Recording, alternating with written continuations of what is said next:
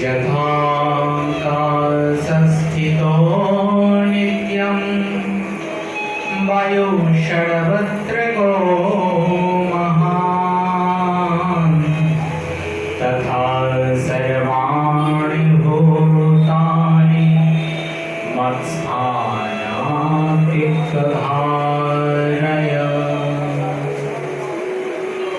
অপার করুণানিকেতন শ্রী শিল শ্রীমান মহাপ্রভু অপার করুণায় আজ আমরা এই শ্রীমদ্ ভগবদ গীতা শ্রবণে ব্রতী হয়েছি। এই শ্রীমদ্ ভগবদ গীতা স্বয়ং ভগবান অর্জুনকে লক্ষ্য করে সমস্ত জগৎবাসীকে শ্রবণ করিয়েছেন। এটি আমাদের জীবনের নিত্য পাঠ্য। প্রতিদিন এই শ্রীমদ্ ভগবদ গীতা উপনিষদে নিত্য শ্রবণ পঠন করা একান্তভাবে চিন্তা প্রয়োজন। এই শ্রীমদ্ ভগবদ গীতার নবম অধ্যায়ে ষষ্ঠ সংখ্যক শ্লোকে ভগবান বলছেন, যথা আকাশ স্থিত নিত্যম বায়ু সর্বত্র মহান তথা সর্বাণি ভূতানি মৎস্থানি চিত্তভাবয়। অর্থাৎ বললেন যেমন আকাশে কি আছে, বায়ু আছে। বায়ু কি হয়? সর্বত্রগামী। সেই রকম ভাবে সমস্ত জগতের যারা আমার থেকে সৃষ্ট হয়েছে জীবকুল, তারা কি হয়? তারা সর্বদাই সেই আমার মধ্যেই অবস্থান করছে। আমরা পূর্বদিনও শ্রবণ করেছি, ভগবান তিনি অর্জুনকে সেই বিশ্বরূপ দর্শন করিয়েছেন যে সর্বত্রই তিনি অবস্থান করছেন। এই যে জগৎ বিশ্ব ব্রহ্মাণ্ড, এটি তারই অন্তরে, ভগবানের বাইরে নেই।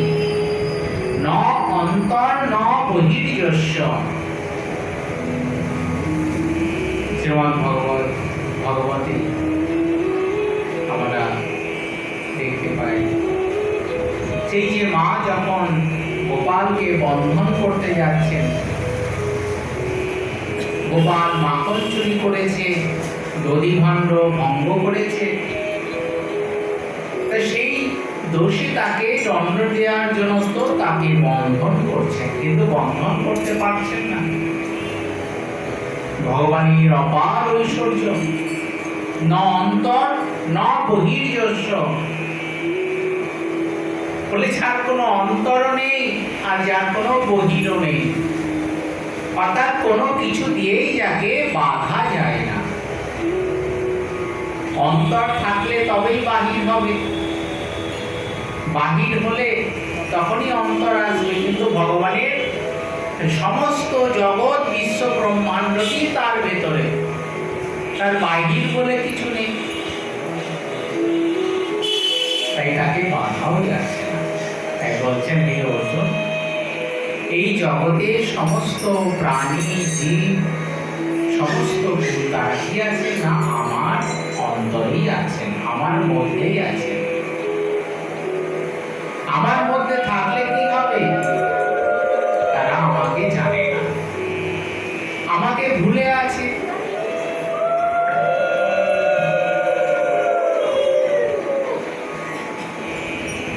আরে আমাকে ভুলে থাকার নিমিত্তই কি হয়েছে না, তাদের এত দুঃখ বা কষ্ট বলে তাদের মনে হচ্ছে। সর্বোপরি আমরা শ্রবণ করেছি যে ভয় বলতে মৃত্যু ভয়, এটি তার সব থেকে বড় ভয়। কিন্তু ভক্তগণের কি ভয় হয় না মৃত্যুকে? ভক্তগণ তো তারাও তো একটা জীবন, একটি দেহ ধারণ করে আছেন। এই জগৎ ছেড়ে চলে যেতে হয় একটি সময় পরে। বলে তাদের কাছে দুঃখটি কখনোই দুঃখের মতন নয়। বলছেন কেন নয়? একটি উদাহরণ দিলেন, দৃষ্টান্ত। বলে যেমন ভাবে একটি বিড়াল কি করে না, একটা ইঁদুরকে ধরে, যেই মাত্র ধরলো ইঁদুরটিকে, সঙ্গে সঙ্গে ইঁদুরটি কি হয়, তার প্রাণ চলে যায়। সেই একই বিড়াল তার নিজের শাবককে যখন বাচ্চাকে ধরে মুখে করে, সেই একই মুখ দিয়ে ধরে, একই দাঁত দিয়ে তাকে ধরেছে, কিন্তু তার শাবকের কোনো কষ্ট হয় না। বলে কষ্ট তো হয়ই না, উপরন্ত কি হয়, তার আনন্দ হয়। ঠিক একইভাবে ভগবত ভক্তের সম্মুখে যখন মৃত্যু এসে যায়, ভগবত ভক্ত কি জানেন, যে মৃত্যু আমাকে কষ্ট দিতে আসে নাই, কি করতে এসেছে, আমাকে এই প্রাকৃত জগৎ থেকে অপ্রাকৃত জগতে নিয়ে যেতে এসেছে। এটি সর্ব। তা বলছেন দেখো, এই জগতে যারা ভগবত ভক্তের সঙ্গ লাভ করে থাকেন, আমরা শ্রবণ করলাম, সাধু শাস্ত্র কৃপায় যদি কৃষ্ণ উন্মুখ হয়, সেই জীব নিস্তারে মায়া তাহারে ছাড়ায়। মায়া অর্থাৎ আবরণ, আবরণাত্মিকা মায়া। আর বলেছে দুইটি কারণ দেখিয়েছে, একটি আবরণ করে গিয়েছে, অর্থাৎ যে স্বরূপটি ছিল সেই বাচ্চা ছেলেটির এখন তাকে চেনা যাচ্ছে না, সে নাটক করছে, সে একটা বেশভূষা ধারণ করেছে, কি হয়েছে, আবরণটি এসে গিয়েছে সামনে। বলেন আমাদেরও প্রকৃত যে আত্মস্বরূপ, তার উপরে একটি আবরণ এসে গিয়েছে। বলে যে স্বরূপটি আগে ছিল না, পরেও থাকবে না, কিন্তু একটি আবরণ। আবরণটি বলেন এই প্রাকৃত জগতের মোহময় একটি আবরণ। যদি বলেন আপনার পরিচয় কি, তা বলবেন আমার পরিচয়, আমার নাম এই, আমার বাড়ি অমুক জায়গায়। শাস্ত্র বললেন এটি তার প্রকৃত পরিচয় নয়। কেন নয়? যখন সনাতন গোস্বামীপাদ মহাপ্রভুর চরণে উপনীত হয়ে জানতে চাইলেন, প্রভু কে আমি, কেন মরে যাবে তাপত নয়, ইহা নাহি জানি মোর কইছে হিত হয়। আমি কে? প্রভু বলছেন কেন, তোমার তো পরিচয় তুমি জানো, তুমি তো সনাতন, আমি তো তোমাকে সনাতন বলেই রেখেছি। বললেন প্রভু এটি তো আমার একটি বাহ্যিক পরিচয় হয়ে গেল, লোকে সম্মান করে, প্রণাম করে, কিন্তু এটি তো আমার প্রকৃত পরিচয় নয়, সেই চিরন্তন পরিচয়। জীবেরও স্বরূপ হয় নিত্য কৃষ্ণ দাস, কৃষ্ণেরও তটস্থা শক্তি, ভেদ অভেদ প্রকাশ। ভেদ আছে আবার অভেদ আছে, তা বলেন একই বস্তু কিন্তু আলাদা। বলেন পার্থক্যটি কোথায়? বলেন ভগবান বিরাট বিশাল তার স্বরূপ, তার অনন্ত গুণশালী, কিন্তু প্রাকৃত জীব সে অত্যন্ত সূক্ষ্ম, ছোট্ট একটি বস্তু। সূক্ষ্মানাপহম জীব, শ্রীমদ্ ভগবদ গীতাতেই বলেছেন যে হে অর্জুন, আমার যে সূক্ষ্মাতি সূক্ষ্ম যে স্বরূপ বা অংশ, সেটি জীব। তার স্বরূপ কি? কেশস্য শতভাগস্য, একটি কেশ বা একটি চুলের যে অগ্রভাগ, বললেন সেই অগ্রভাগকে 100 ভাগ করে তার একটি ভাগকে আবার 100 ভাগ করলে তার একটি ভাগের যে পরিমাণ বস্তু থাকবে অত্যন্ত সূক্ষ্ম, সাধারণ চোখে দেখা যায় না, সেই বস্তুটি কি আছে? যেমন ভাবে একটি পিঁপড়ের মধ্যে আছে, বলেন একটি হাতির মধ্যেও সেই একই বস্তু আছে। কিন্তু আমরা প্রাকৃতভাবে কি দেখছি? একটি ছোট্ট একটা বস্তু, পিঁপড়ে, ভালো করে দেখা যায় না, কিন্তু একটা বিরাট একটা হাতি, একটা ঘরের সমান উঁচু, লম্বা চওড়া, বিরাট তার রূপ। কিন্তু প্রকৃত যে আত্মস্বরূপ, যে আত্মা, তার তার পরিচয় কি? সে নিত্য কৃষ্ণ দাস, কারণ তিনি ভগবানেরই একটি বিশেষ অংশ। মায়াবদ্ধ হইলে কি হয় তার অবস্থা?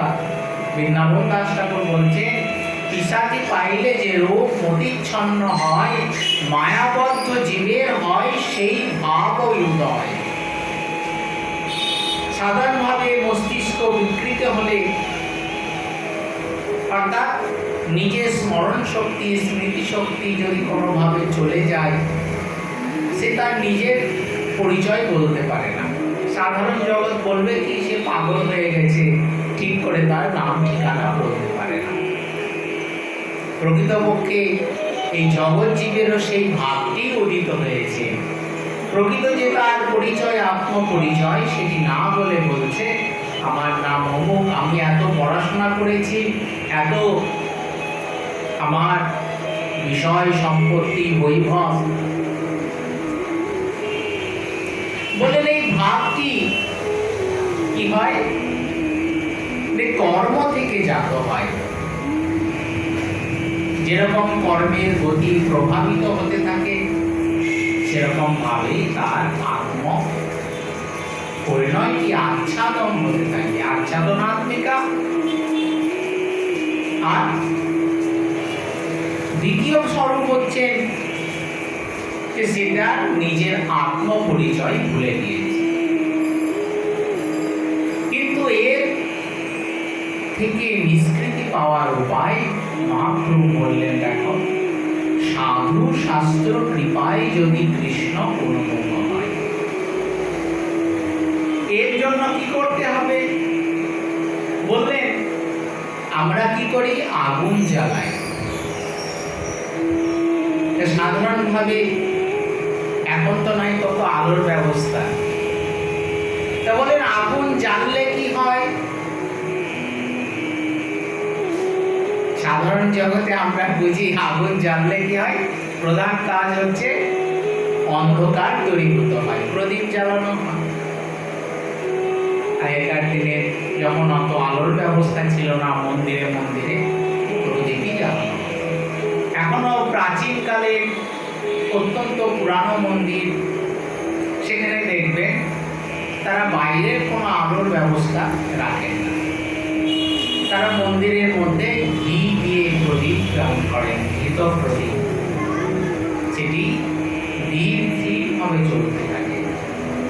তা বললেন আলো জ্বললে যেরকম অন্ধকার দূরীভূত হয়ে যায়, আর কি হয়? আগেকার দিনে রাত্রির হয়ে গেলে মানুষ কি হতো? অত তো টর্চ লাইট ছিল না, তা হাতে একটা ওই মশালের মতন জ্বালিয়ে তারা রাত্রির বেলায় যেত, পথ দেখা যেত। বলে যেমন অন্ধকার দূরীভূত হয়ে গেছে, সেই সঙ্গে সঙ্গে কি হয়েছে? যদি আশপাশে কোনো বন্য জন্তু জানোয়ার থাকে, তাহলে চট করে আগুনের কাছে আসতে চায় না, তাদের ভয় আছে। তাহলে কি হলো? যেমন অন্ধকারটি দূরীভূত হয়ে গেল, আর অন্য কোনো জন্তু জানোয়ারের থেকে যে ক্ষতি, যে ভয় ছিল, সেটিও চলে গেল। আর তৃতীয় কাজ কি করে? আগুনের একটি উত্তাপ আছে, আগুনের মাধ্যমে কি হয়, রান্না করা যায়, রন্ধন আদি করা যায়।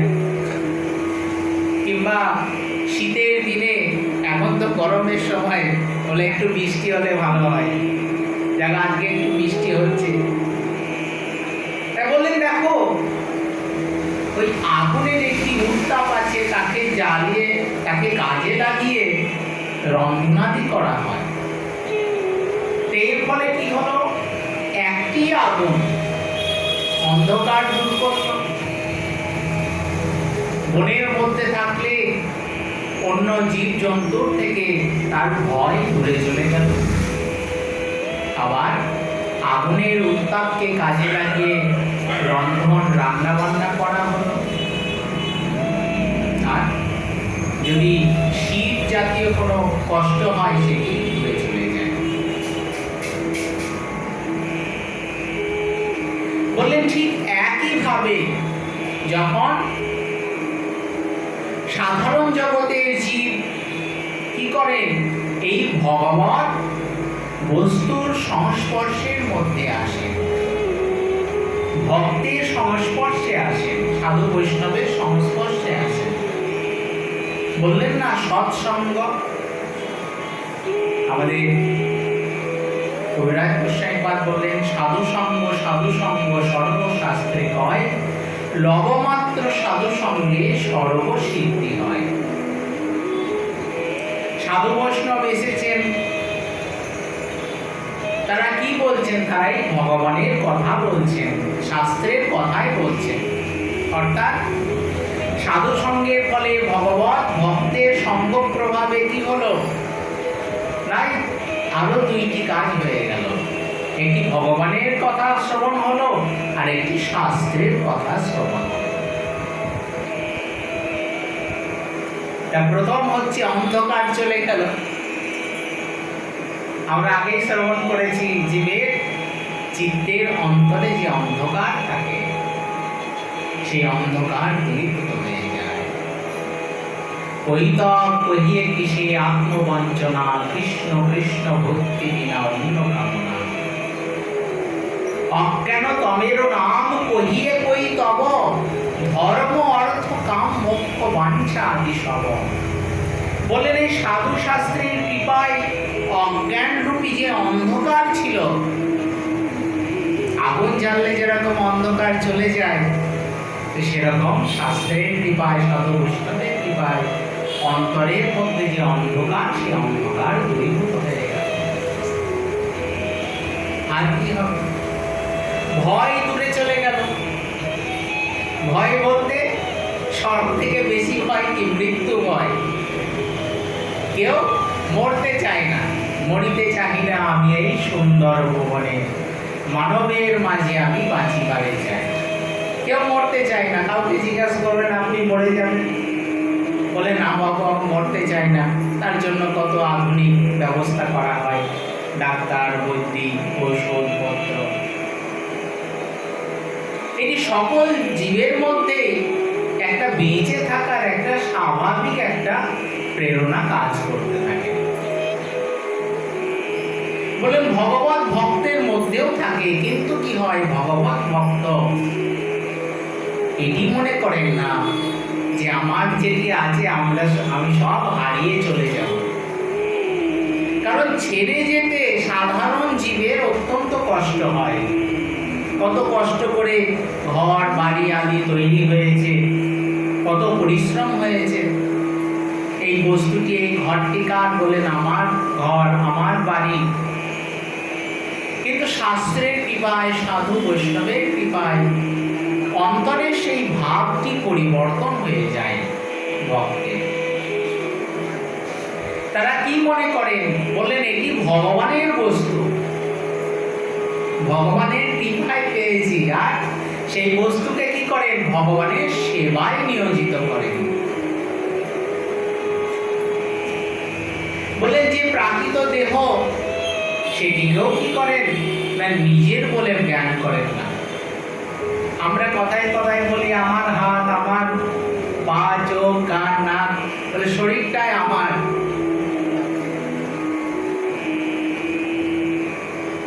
এর থেকেই বোঝা যাচ্ছে কি করে এই শরীরটিকে মাধ্যম করে তারা ভগবানের আরাধনা করেন, ভগবানের সেবা করেন। হৃদেহমাদ্যম সুলভম সুদুর্লভম প্লবম সুকল্পম গুরুকর্ণধারম ময়ানুকূলেন নভস্যতে ঋতম পুমান ভবাদ্মিন নতরে স্বয়াত্মঃ। অর্থাৎ নৃদেহ মাধ্যম সুলভম সুদুর্লভম। নৃদেহ এই মানবের যে শরীর দেহটি কি না, এটি একটি মাধ্যম। বললেন কিসের মাধ্যম? এর দ্বারা কি হবে? এর দ্বারাই ভগবানের আরাধনা করা যাবে। নৃদেহ মাধ্যম। সাধারণভাবে এটিকে আমরা অত্যন্ত সহজে পেয়ে গেছি বলে মনে করি, কিন্তু শাস্ত্র বললেন যে না, এটি সহজলভ্য নয়, সুলভ নয়, এটি সুদুর্লভ। সুদুর্লভ বলেন কেন? বলে 84 লক্ষ প্রকার এই দেহ আছে, জীব জগৎ আছে। বলেন এই সমস্ত দেহকে একে একে ধারণ করতে করতে অতিক্রান্ত করে তারপরে এই মানব দেহটি আমরা প্রাপ্ত করেছি। সেটি আবার অত্যন্ত সুকৃতির ফলে। যদি মানুষের মতন কর্ম না করা হয়, সেই জাতীয় কর্মফল বা পুণ্য ফল না থাকলে, সুকৃতি না থাকলে তিনি এই দেহটি ধারণ করার উপযুক্ত হন না। কত পশু পাখি গাছপালা চোখের সামনেই দেখতে পাবেন, বলে তারা না ঠিক মতো চলতে পারে না, কথা বলতে পারে না, তাদের সেই জাতীয় জ্ঞান আছে, তারা সেই কর্ম করতে পারে। মহাপ্রভু তো হরিদাস ঠাকুরকে নামের আচার্য করলেন, বললেন হরিদাস তুমি নাম প্রচার করো। হরিদাস ঠাকুর কি করছেন? বললেন যখন অধিক রাত্রিকাল হচ্ছে তখন তিনি উচ্চস্বরে হরিনাম কীর্তন করছেন। যখন সকালবেলা হলো, লোকজন জেগে উঠেছে, তখন একটু মধ্যম স্বরে, আর যখন বেশি হইহট্টগোল হচ্ছে তখন মনে মনে জপ করছেন। বলেন এটি তো উল্টো করার উচিত ছিল। বলে যখন সবাই হইহট্টগোল করছে তখন চলে চলে নাম করা উচিত। বলে সেটি করছেন না। বললেন কেন করছো এইভাবে হরিনাম? বলে যখন অধিক রাত্রিকালে সব নিশ্চুপ হয়ে যায়, একটি ছোট্ট আওয়াজও অনেক দূর শোনা যায়। বলেন প্রভু এই যে বৃক্ষ লতা পশু পাখি এরা তো অচৈতন্য, এদের তো অন্তরে কোনো চেতনা ভাব নেই, ভগবান কি বিষয় বস্তু তারা কোনোদিন জানে না, আবৃত চেতন বলা হয়। সেই নিমিত্ত এই যে হরিনাম তাদের কর্ণে প্রবেশ করলে কি হবে? তাদেরও সদ্গতি হবে,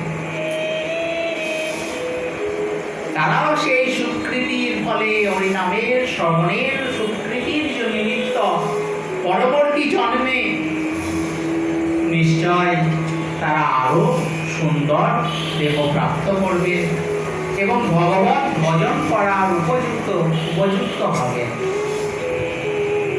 তাই শাস্ত্র বললেন এই মানব দেহটি অত্যন্ত সুদুর্লভ। নৃদেহ মাধ্যম সুলভম নয়, সেটি সুদুর্লভ।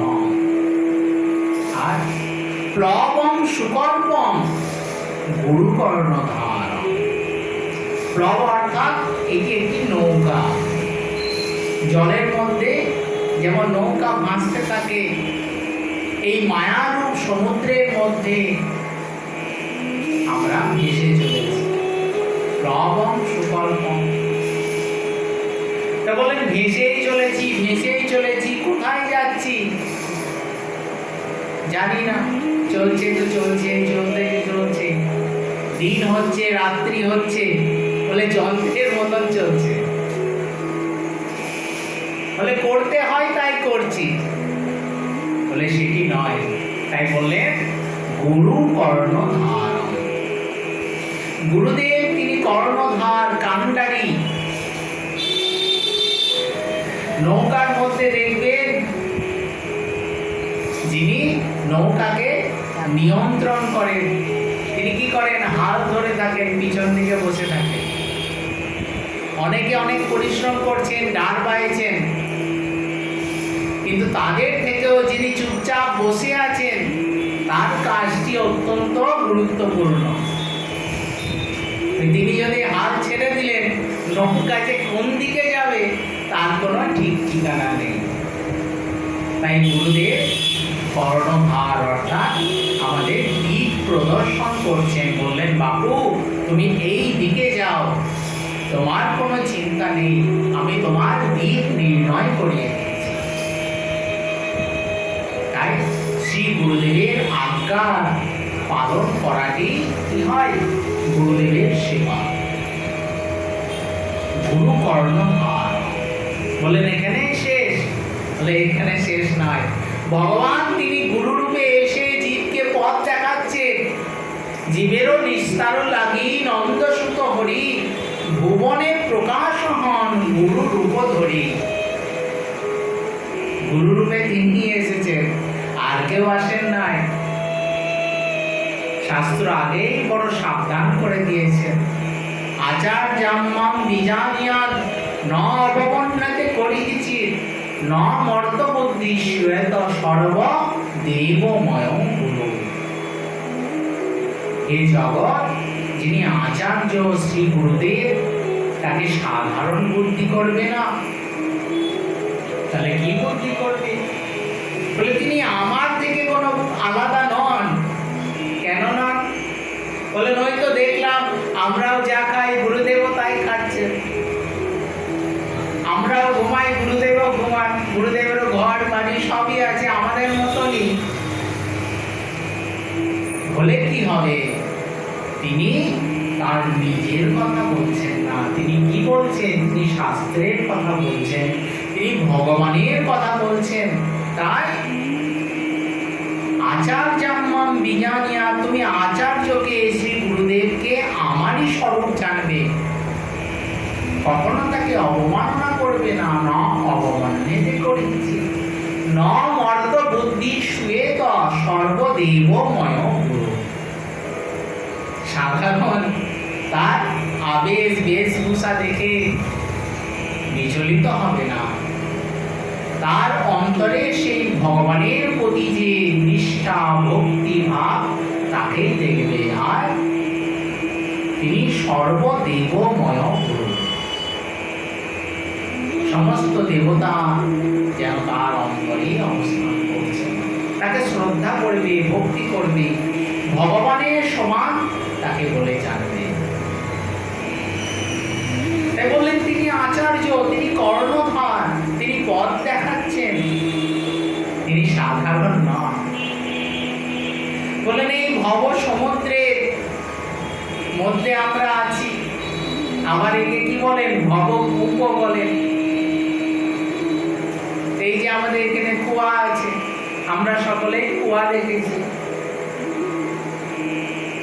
এক এক সময় কি করা হতো, অনেক সময় গ্রামের মধ্যে কুয়া খনন করা হতো। তো তখনকার দিনে অত আধুনিক প্রযুক্তি ছিল না, তা কুয়া খনন করা হয়েছে। কুয়ার মধ্যে জল ঠিক মতো না উত্তোলন করলে, তার ঠিক মতো না দেখভাল করলে কি হয়, কুয়াতে জল শুকিয়ে যায়, তখন আর কেউ ব্যবহার করে না। গ্রামের পথের বাইরে, গ্রামের বাইরে একটি কুয়া খনন করা হয়েছিল, এখন আর কেউ জল নেয় না, কুয়াটি শুকিয়ে গেছে। একজন পথিক সেই গ্রামের পথ দিয়ে আস্তে আস্তে ভুলবশত সেই কুয়ার মধ্যে পড়ে গিয়েছে। তিনি অত্যন্ত ব্যথা পেয়েছেন, আঘাত পেয়েছেন। তিনি জোরে জোরে আহ্বান করছেন, চিৎকার করছেন, বলেন আমি এই কুয়ার মধ্যে পড়ে গেছি, বাঁচাও বাঁচাও। একজন সজ্জন ব্যক্তি তিনি আসছিলেন, দেখলেন কুয়ার মধ্যে একজন পড়ে গিয়েছে। তাড়াতাড়ি গ্রামের মধ্যে গেলে লোকজনকে জানাতে হবে, কারণ একা তার পক্ষে সামর্থ্য নয়। তিনি গিয়েছেন গ্রামের মধ্যে, কিন্তু এমন সময় একজন সেই পথ দিয়ে আসছিলেন। তিনি যখন দেখলেন আরে এই বনের পথ, গ্রাম কোথায় আছে তাও জানি না, একজন তো পড়ে গিয়েছে, তা তিনি তার বেশভূষা খুলে রেখে কোনো রকম একটা কোমরে শক্ত করে কাপড় বেঁধে তিনি ধীরে ধীরে নিচে নেমেছেন। এখন গ্রামের মধ্যে যারা গিয়েছে, খবর পেয়েছে একজনকে কুয়ার মধ্যে পড়ে গিয়েছে, চলো তাড়াতাড়ি তারা সেই দড়ি টড়ি নিয়ে এসেছে।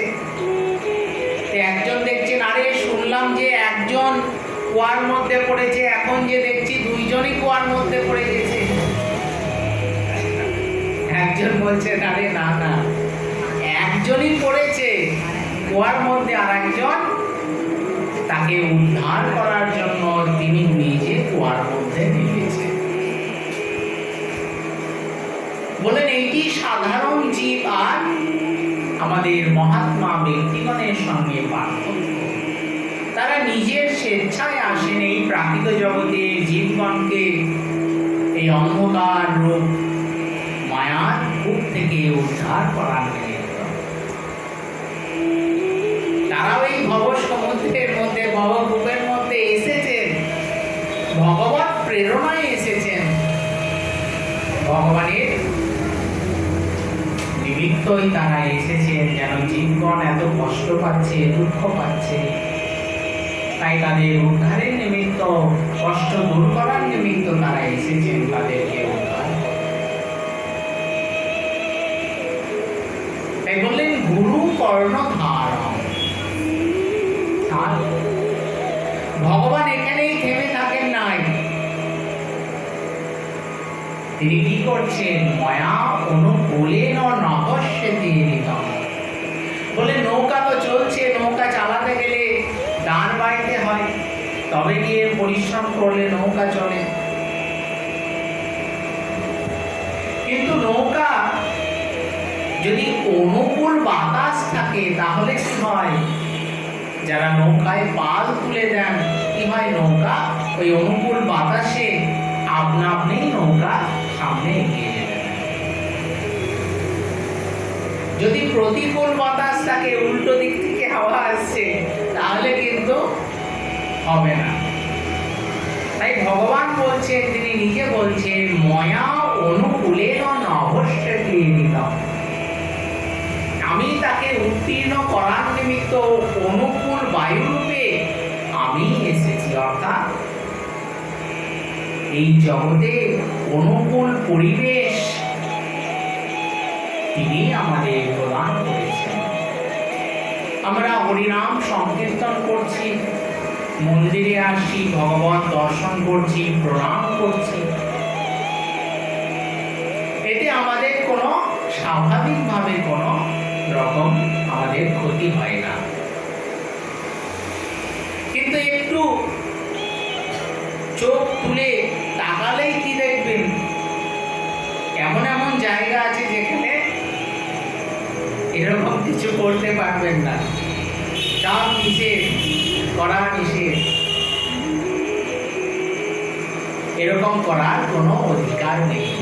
তারা ভগবত বহির্মুখ জীব, তারা সেদিকে সত্য বলে মানে, এরকম কিছু মানে না। তাই বললেন মহাপ্রভুর কৃপায় আমরা এই অনুকূল পরিবেশ প্রাপ্ত করেছি, তাহলে কি কুমার ভবাদ্দিন তরে, এটিকে উত্তীর্ণ হওয়ার জন্য আরো প্রচেষ্টা হৃদয়ের মধ্যে আনা উচিত। বললেন যে কটি দিন আছে, সময় আছে, তাকে তার সৎ উপয়োগ করা উচিত, সৎ ব্যবহার করা উচিত। যদি না করা হয়, কুমান ভবার্থী ন করে, যদি কেউ উত্তীর্ণ হওয়ার চেষ্টা না করেন, তাহলে কি হবে? স্ব আত্মা। যারা নিজেকেই নিজেরা শেষ করে দেন, তাদেরকে বলা হয় তারা আত্মহত্যা করেছে বা আত্মহত্যায় তারা নিজেরাই দায়ী। বলে সেই রকম ভাবে যারা ভজনের উপযুক্ত পরিবেশ প্রাপ্ত হয়েছেন, ভজনের উপযুক্ত দেহ আদি বিষয় প্রাপ্ত করেছেন, না পেয়েও যারা করেন না, তাদেরকেও ওই একই বললেন। সুযোগ পেলেও সুযোগের সদ্ব্যবহার করেন নাই, এর জন্য তারা নিজেকে নিজেরা শেষ করেছে। শ্রীমদ্ ভগবত গীতায় সেটি বললেন। কি বললেন? পুনরপি জননম পুনরপি মরণম পুনরপি জননী জঠরে শয়নম। ভজ গোবিন্দম ভজ গোবিন্দম ভজ গোবিন্দম মূঢ়মতে। বলে সেই যে দ্বিতীয় অধ্যায়েও একই কথা বললেন ভগবান।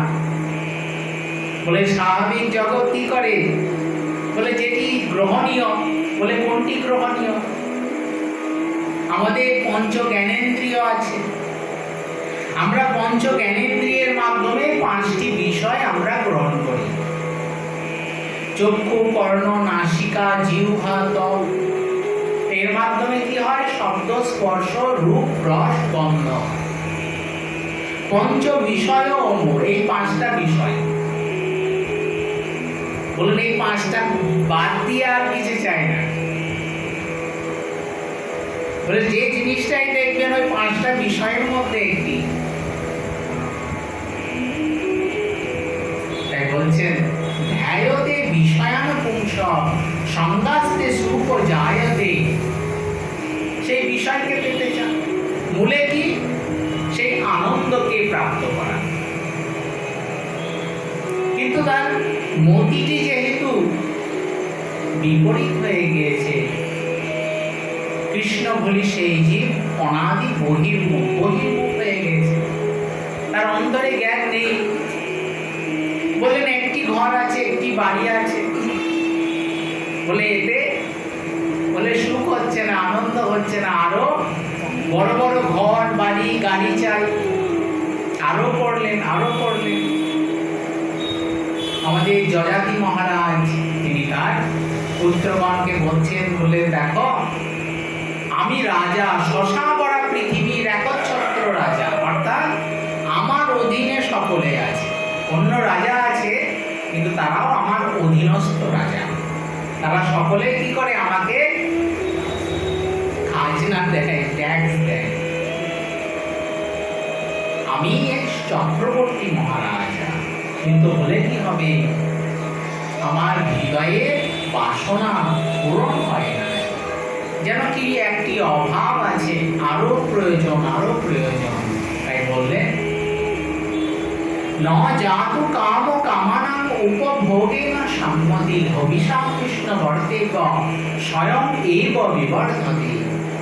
যেমন অগ্নির মধ্যে আহুতি, ঘৃত আহুতি প্রদান করলে অগ্নি যেরকম বর্ধিত হয়ে যায়, বলেন কামনার বিষয়বস্তু সংগ্রহ করতে থাকলে কামনা চলে যাওয়াও প্রয়োজন ছিল, উচিত ছিল, কিন্তু সেটি না হয়ে আরো বেড়ে যাবে। বলে তার জন্য তোমরা আগেই সাবধান হয়ে যাও। এই জগতে আমার কোনো অভাব নেই, সবই আমার, কিন্তু তা সত্ত্বেও আমার অন্তরের যে অভাব সেটি পূরণ হয় না। তাই বললেন ধ্যায়তে বিষয়ানুপুংস সংগাস্তে সুপজায়তে সঞ্জাত সঞ্জায়তে কাম। পাওয়ার ইচ্ছা, সেটি কাম। আর যদি কোনো বাধা সৃষ্টি হলো, না পেলেন, কামা ক্রোধাভিজায়তে, ক্রোধ উৎপন্ন হয়ে গেল, সেটি একে একে আবার পরিবর্তন হয়ে গেল। ক্রোধাৎ ভবতি সম্মোহঃ। মোহিত হয়ে যাচ্ছেন, সম্মোহ এসে যাচ্ছে। সম্মোহাত স্মৃতি বিভ্রম, স্মৃতি বিভ্রংসাৎ বুদ্ধি নাশ, আর বুদ্ধি নাশাৎ প্রণশ্যতি। প্রণশ্যতি বলতে সেই একটি দেহ ধারণ করেছিলেন, কামনা পূরণ হয় নাই, তার জন্য সেই যে বাসনা, সুপ্ত বাসনাটি অন্তরে থেকে গিয়েছে, তাকে পূর্ণ করার জন্য আবার একটি দেহ ধারণ করতে হবে। তাহলে কি হচ্ছে, এই জন্ম মৃত্যুর চক্রের মধ্যে তিনি পড়ে আছেন, তার থেকে নিষ্কৃতি পাচ্ছেন না। কিন্তু উপায় সেই একটি, যখন এই সাধু গুরু বৈষ্ণবের সঙ্গ লাভ করে থাকেন, আগুন প্রজ্বলিত করলে যেমন কি হয়, বলেন অন্ধকার চলে যায়, মৃত্যু ভয় চলে যায়, ভয় চলে গেল, হৃদয়ের অজ্ঞান রূপ অন্ধকার চলে গেল, ভয় চলে গেল। আর তৃতীয় কি? তৃতীয় হচ্ছে আমাদের যে অন্তরে, অর্থাৎ যখন অগ্নির দ্বারা কি হয়, আমরা দুটি কাজ করলাম, যখন রান্না বান্না হলো তখন ভোজনাদি করা হলো। তাই বলছে যখন এই ভোজনটি কি, এই ভোজনটি হচ্ছে সেই ভগবান ভজন। যেমন ভাবে ভোজন করলে কি হয়, তুষ্টি পুষ্টি ক্ষুণ্ণে বৃদ্ধি হয়ে থাকে। বলে যখন ভোজন করতে বসেছেন, অন্ন গ্রহণ করছেন, ভগবান প্রসাদ গ্রহণ করছেন, বললেন একটি অন্নের যে দানা, সেটির মধ্যেও যে গুণ আছে, আবার এক থালার মধ্যে যেটি অন্ন দেয়া হয়েছে, সেই প্রত্যেকটি অন্নের সেই দানার মধ্যেও সেই একই গুণ আছে। তাহলে কি করতে হবে? বলেন আমরা তো ভজন করছি, বলে 4-5 দিন ধরে কিছু সেরকম ভাবে খাওয়া হয় নাই কোনো কারণে, তা আপনাকে দিয়েছে কি 1 গ্রাস অন্ন দিয়েছে, বলে এইটুকুই খেতে হবে। বলে যা খিদে ছিল তার থেকে আরো খিদে বেড়ে গিয়েছে। বলে আমাদের অবস্থা সেই রকম। ওই একাদশী ব্রত করা হয়েছে, নির্জলা একাদশী ব্রত, পরের দিন কি, পরের দিন পালন করতে হয়। পালন কি করেন, ওই একটা অন্নের দানা, ওই মহাপ্রসাদ একটু মুখে দিলেন, বলে এটা পেট ভরে গেল, বলে পেট তো ভরেই না, আরো চিন্তা বেড়ে গেছে, বলে কি করে আরো বেশি করে ভোজন করা যায়। তাই বলছেন জীব অমুক্ত অবস্থায় আছে, কবে থেকে আছে সে নিজেও জানে না, অনাদিকাল থেকে ভগবত বহির্মুখ। অর্থাৎ বলে ভোজনটি যখন পরিপূর্ণভাবে হবে, ক্ষুধা পেয়েছে, ক্ষুধা নিবৃত্তির অনুরূপ যে ভোজন করা হবে, তখন কি হবে, ভোজনটি পূর্ণ হলে তখন এই কাজগুলিও পূর্ণ হবে। প্রথম হলো তুষ্টি, অর্থাৎ হৃদয়ের মধ্যে একটা আনন্দ ভাব আসবে, তুষ্টি হলো।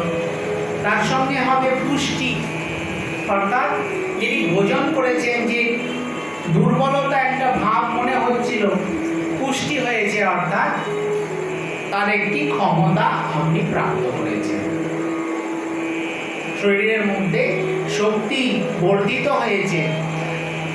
আগে যেমন দুর্বল বলে মনে হচ্ছিল, এখন আর সেটি মনে হলো না, এর থেকে বলা হলো পুষ্টি। আর কি হয়েছে, ক্ষুণ্ণিবৃত্তি হয়েছে, যে ক্ষুধা ছিল সেই ক্ষুধাটি নিবৃত্ত হয়ে গেছে, চলে গেছে। বলে ভগবানের ভজন করলেও সেই রূপ কি হয়, তুষ্টি হয়, মনের মধ্যে আনন্দ হয়।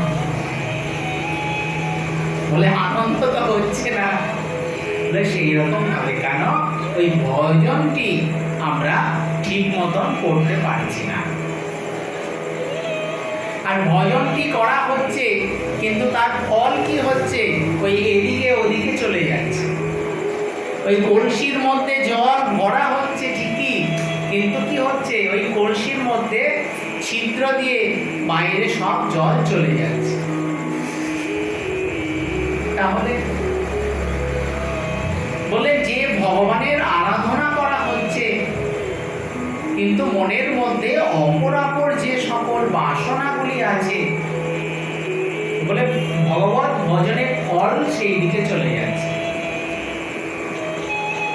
বলে যখনই মন্দিরে এসে প্রণাম করবেন, অন্য কাউকে দেখবেন না, বলে নিজের মন থেকেই দেখবেন একটা কিছু একটা পাওনা, একটা চাওয়া একটা এসে গিয়েছে।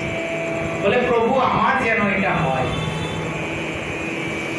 ধ্রুব মহারাজ চেয়েছেন, তিনিও বড় ভক্ত,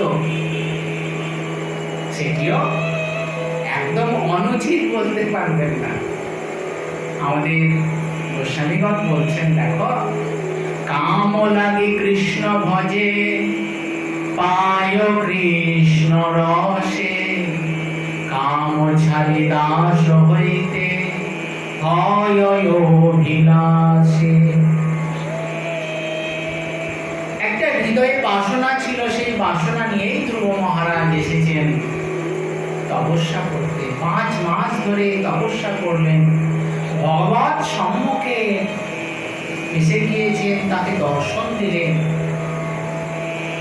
হৃদয়ের মধ্যে যে অন্ধকার ছিল,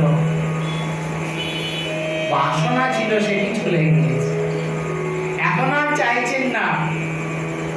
বললেন, প্রভু যে অজ্ঞান ছিল, সেই অজ্ঞান চলে গিয়েছে, এখন আর সেটি চাই না।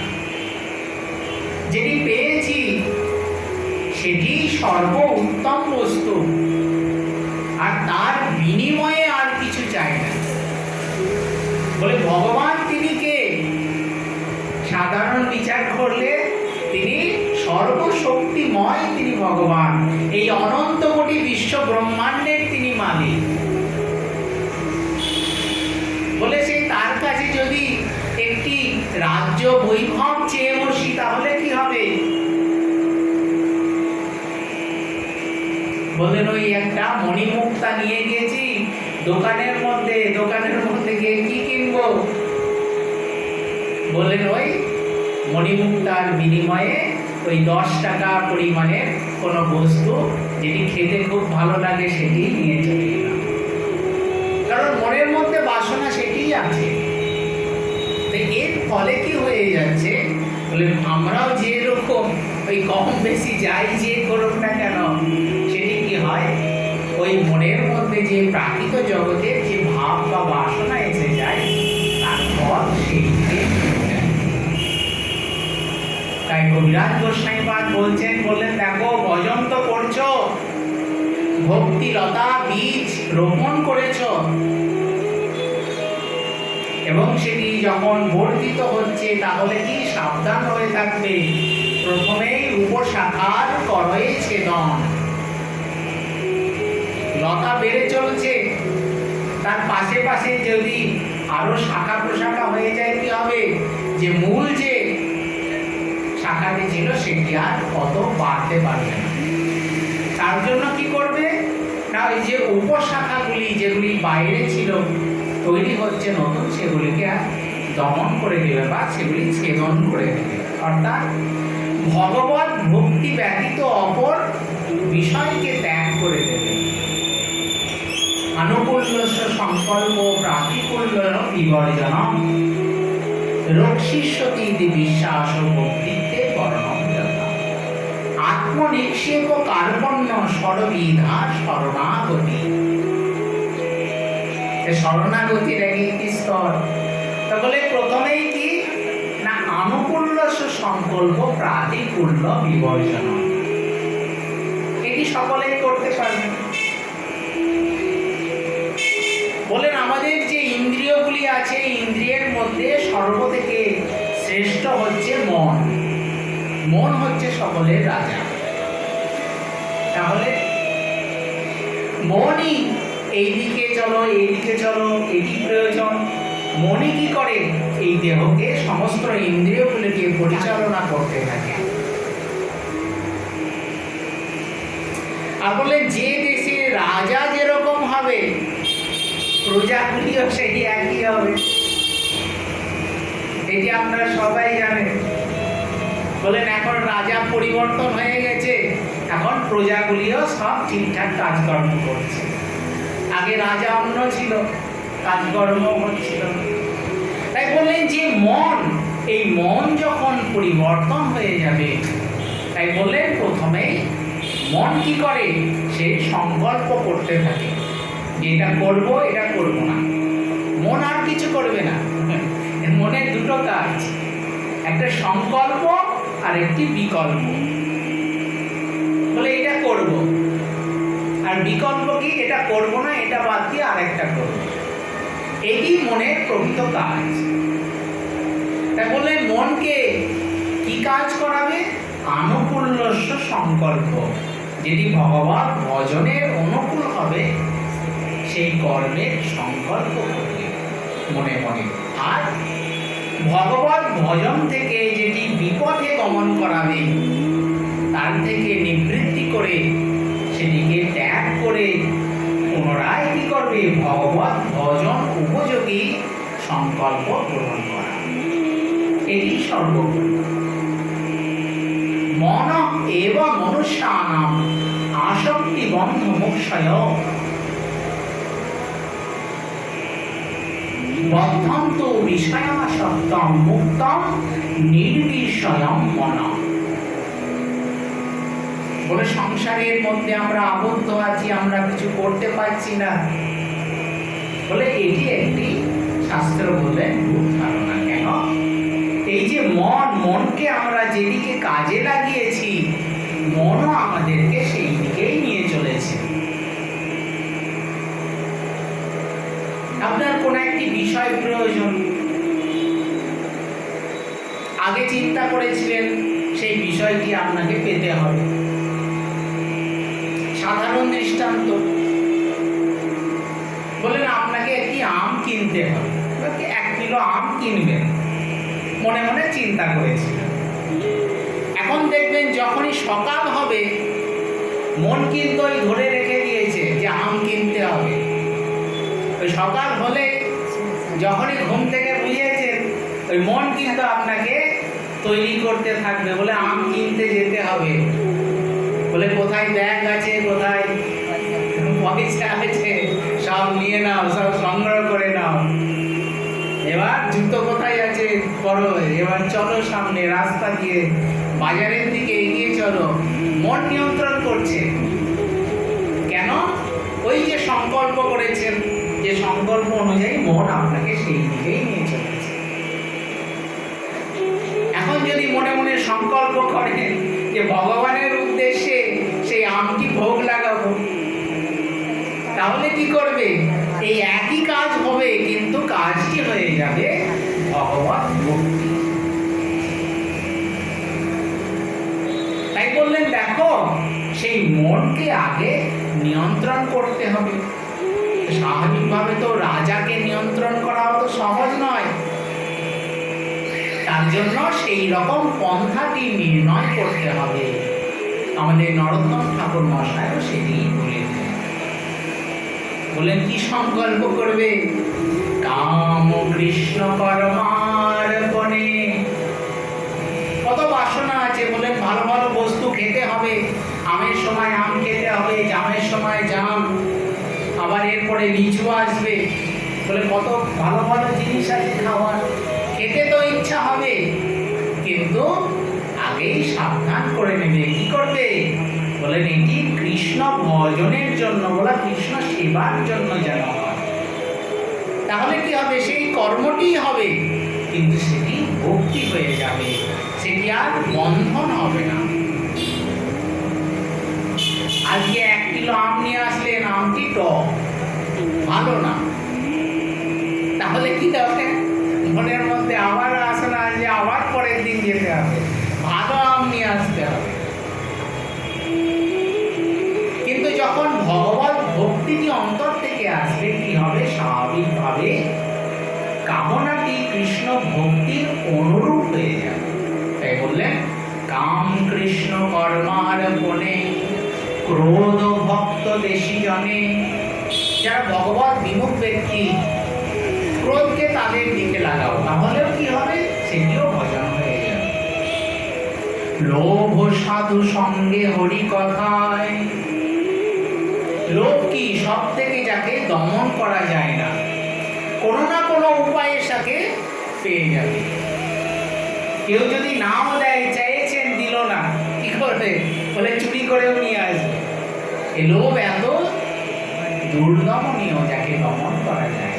তাই বলছে লোভ সাধু সঙ্গে হরি কথা, মোহ ইষ্ট লাবণ্যে মদ কৃষ্ণ গুণগানে, নিযুক্ত করিব যথা।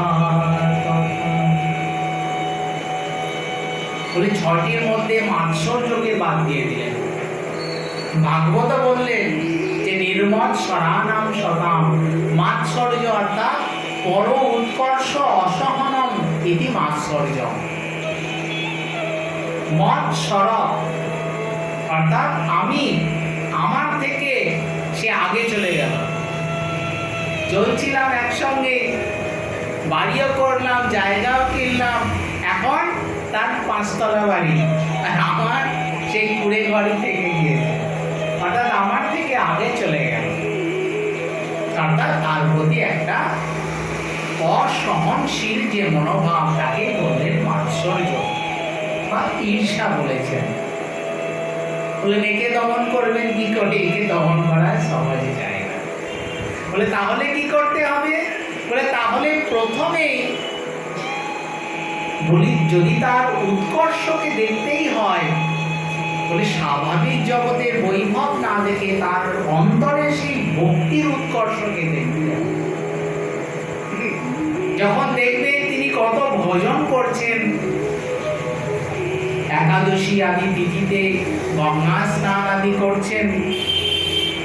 আমাদের নবদ্বীপে এরকমও আছেন যে প্রাতঃকালে প্রতিদিন শীত হোক, গ্রীষ্ম হোক, বর্ষা হোক, গঙ্গা স্নান আদি করেন।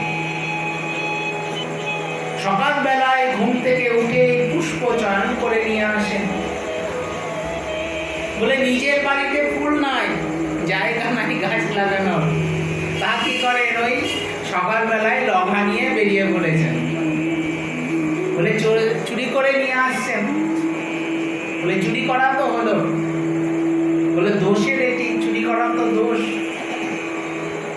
ভগবান বললেন যে সেটিও গুণের হয়ে যাবে যদি কি হয়, অন্তরের মধ্যে ভগবত নিষ্ঠা থাকে। ভগবানের নিমিত্ত করছেন, কি করছেন? ভগবানের সুখের নিমিত্ত করছেন। মন নিমিত্ত কৃতম পাপম ধর্মায় কল্পতে, মাম অনাদৃত ধর্মপি পাপম স্যাৎ মত প্রভাব। বলে ধর্ম কর্ম করছেন, কিন্তু উদ্দেশ্য কি? বলে নিজের প্রচার করা, তাহলে সেটি দোষের হয়ে যায়। কিন্তু যদি সেই জাতীয় কোনো চুরি করলেন, ফুল চুরি করে নিয়ে আসলেন, দিবে না তো চাইলে, আর চাওয়াটিও উচিত নয়। ভগবত ভক্তিকে সেটি একটি সামর্থ্য, এটিকে কি বলেছেন? পঞ্চম পুরুষার্থ। অর্থাৎ নিজের সামর্থ্যে সেটিকে অর্জন করতে হয়। তাই বললেন সেই কর্মটি কি হবে? যখন করবেন, ভক্তির উৎকর্ষ যখন দেখবেন, তিনি এত হরিনাম করছেন, মন্দিরে যাচ্ছেন, প্রতিদিন প্রণাম করছেন ভগবানকে, তাহলে কি হবে? তিনি একবার মন্দিরে যান, আমি সকালে বিকেলে সন্ধ্যায় 3 বার যাব, তাহলে কি হবে? সেই মাৎসর্যটিও কি হবে? তখন সেটিও ভগবান উন্মুখী হয়ে যায়।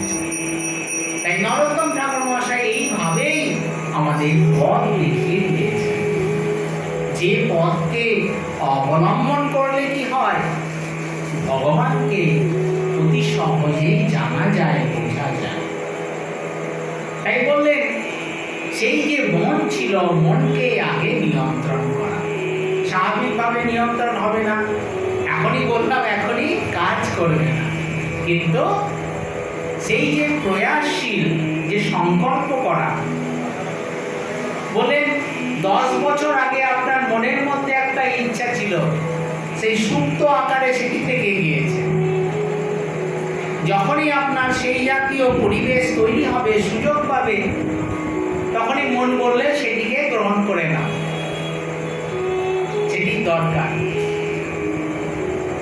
তাই বলছে সেই জাতীয় যদি ভক্তির সংকল্প করা হয়, তাহলে কি হবে? জীব বন্ধন তো হবেই না, বরঞ্চ মুক্তি হয়ে যাবে, বন্ধন থেকে মুক্তি হয়ে যাবে। যেমন মহাজনগণ বলেন যে মনটি হচ্ছে চাবি, আর এই জগৎ সংসারকে একটি তালা। তা মনকে কি করা হয়? যদি এই জগৎ সংসারের উন্মুখে ঘোরানো হয়, তাহলে বন্ধ হয়ে যাবে। আর যদি জগৎ সংসারের বিপরীতে ভগবানের দিকে মনকে ঘোরানো হয়, তাহলে কি হবে? তালাটি খুলে যাবে। বলেন একই মন একদিকে যেমন আবদ্ধ হয়ে পড়বে, সেরকম ভগবানের ভক্তি করলে কি হবে? মন এই বিষয়ের বন্ধন থেকে আপনা আপনি মুক্তি হয়ে যাবে। তখন বলবেন আমার গোবিন্দ, আমার ভগবান, আমার প্রভু। বলে তখন আর এই প্রাকৃত জগতের ঘর বাড়ির প্রতি মোহ থাকবে না। তখন কি বলবেন? যে বললেন আমার বাড়ি আমার ঠাকুর। বলে বাড়িটি আপনারই থাক, ক্ষতি নাই, বাড়ি তো ছাড়তে পারবো না। তাহলে কি করতে হবে? আগে ভগবানকে নিজের করে নাও। বলে আমার ভগবান, আমার প্রভু, আমার প্রভু আমার বাড়িতে এসেছে, এবং আমার প্রভুর সেবা আমি আমার বাড়িতে করছি। বলে সেই ভাবটি যখন আসবে, তাহলে কি হবে? ধীরে ধীরে এই বাড়ির প্রতি মোহ কমে গিয়ে ভগবানের প্রতি প্রীতি বা স্নেহটি ধীরে ধীরে জাত হয়ে যাবে। তা বলে সেটি প্রকৃত ভক্তি বা ভজন। আর সেটি পাওয়া যাবে কিসের দ্বারা? এই সাধু শাস্ত্র কৃপার দ্বারা। তাই মহাজনগণ বিভিন্নভাবে এইরকম দৃষ্টান্ত দিয়েছেন যে আগুন জ্বালালে যেরকম ভাবে অন্ধকার চলে যায়, আবার সমস্ত জীবজন্তুর থেকে ভয় দূরীভূত হয়ে যায়, সেখানে রন্ধনাদি কর্ম করা যায়, একইভাবে ভগবানের সেই ভক্তি সাধু শাস্ত্র কৃপায় সৎসঙ্গের প্রভাবে সেটি পাওয়া যায়। কিসের দ্বারা? ভগবানকে লাভ করা যায়। এইভাবে বিভিন্নভাবে ভক্তগণ তারা এই ভক্তির আচরণ করে থাকেন। তাই ভগবান তিনি নিজে অর্জুনকে বলছেন, বলেন হে অর্জুন, আমাকে খোঁজার জন্য তোমাকে 10 দিকে ছুটে বেড়ানোর প্রয়োজন নেই। আমি সমস্ত জায়গায় সমস্ত প্রাণীগণের অন্তরে আছি। ঈশ্বর সর্বভূতানাং হৃদ্দেশে অর্জুন তিষ্ঠতি ভ্রময়ান সর্বভূতানি যন্ত্র রূঢ়ানি মায়য়া। আমি সকল জীবের অন্তরে আছি। অষ্টাদশ অধ্যায়ে এই কথা অর্জুনকে বলেছেন। বিভিন্ন শাস্ত্র, ভাগবত আদি তারাও ভগবানকে দেখিয়েছেন। চৈতন্য চৈতন্য তার বললেন স্থাবর জঙ্গম নাহি দেখে, দেখে তার মূর্তি, সর্বত্র হয় নিজ ইষ্ট দেব স্ফূর্তি। আমাদের তুলসীদাসজিও বলছেন, বললেন দেখো সিয়া রামময় সব জগ জানি, করহ প্রণাম জুড়ি যুগ পানি। আর্জর করে যেখানেই প্রণাম করবে, সেখানেই তোমার ভগবান তোমার সম্মুখে দাঁড়িয়ে আছে। বলুন আলাদা করে খোঁজার প্রয়োজন নেই। কেবলমাত্র কি না অন্তরের মধ্যে যে ভাব ছিল ভগবত বহির্মুখতা ভাব, যখন ভগবত উন্মুখতা ভাব এসে যাবে, তখন আর ওই প্রহ্লাদ বলছেন যে এই থামের মধ্যে আছে, বলেন হ্যাঁ থামের মধ্যেও আছে। বলে থামকে ভেঙে দিলেন। এখন তিনি যেরকম ভগবান চাইছিলেন হিরণ্যকশিপু, তার উপযুক্ত ভগবান তিনি প্রকটিত হয়ে গেলেন। বলেন এতে হিরণ্যকশিপুর কষ্ট পেল? বলে স্বাভাবিকভাবে আমরা দেখলাম তাকে বধ করলে তার কষ্ট হলো, কিন্তু এটি হলো তাকে উপযুক্ত কৃপা। বলে অসুরগণ যতদিন জীবিত থাকবেন তারা কি করবেন? তারা এইরকম ভক্তি অর্থাৎ ভক্তগণকে বিদ্বেষ করবেন, এতে তাদের কর্ম আরো কি হবে? খারাপ হয়ে যাবে। তাই ভগবান যেমন ভাবে ভক্তগণকে রক্ষা করলেন, সেই রকম ভাবেই তারা অসুরগণকেও কি করলেন? উদ্ধার করলেন। বলে এটি ভগবানের কর্ম। তাই সমস্ত শাস্ত্র এইভাবে আমাদেরকে বিভিন্ন রকম ভাবে পথ দেখিয়ে চলেছেন গুরুদেবের। তাই ভগবান বললেন, দেখো অর্জুন, যথাকাশস্থিত নিত্যং বায়ু সর্বত্র মহান তথা সর্বাণি ভূতানি মস্থানি চতুর্থধারয়। আমি এই আকাশ রূপে সমস্ত জগৎকে ধারণ করে আছি। বায়ু যেমন সর্বত্র আছে, আমিও সর্বত্রই আছি। আমার থেকে আর কিছু নেই। বলে মায়াটি কার? মায়াটিও ভগবানের। তাই সেই ভগবানকে যারা বহির্মুখ আছেন, আমরা ধীরে ধীরে কি করছি? নিজের মনকে ভগবান অনুমুখী করার প্রয়াস করছি। একদিনে হয় না। বলে শুনতে শুনতে শুনতে শুনতে বুঝে বানা বুঝে কেহ, শুনিতে শুনিতে সে হোক। কি অদ্ভুত এই চৈতন্য চরিত! কি হবে? কৃষ্ণে উপজীবে প্রীতি। ভগবানকে ভুলে আছি, ভগবানের প্রতি শ্রদ্ধা নেই, কিন্তু সেই শুনতে শুনতে ভগবানের প্রতি শ্রদ্ধা বা প্রীতিটি ধীরে ধীরে জাগে। কৃষ্ণ উপজীবে প্রীতি, বুঝিবে রসেরও রীতি, শুনিলেই হয় হয় বড় মঙ্গল এইভাবে। তাই গুরু বৈষ্ণবের কৃপায়, এই শাস্ত্রের কৃপায় আমরা যেভাবে আস্বাদন করলাম, আজকে আমাদের এই ভগবত গীতা আস্বাদন এখানেই আমরা বিশ্রাম। পদ্য এইখানে রহিল শ্রী গ্রন্থ লহরী, বদনে সবাই মিলে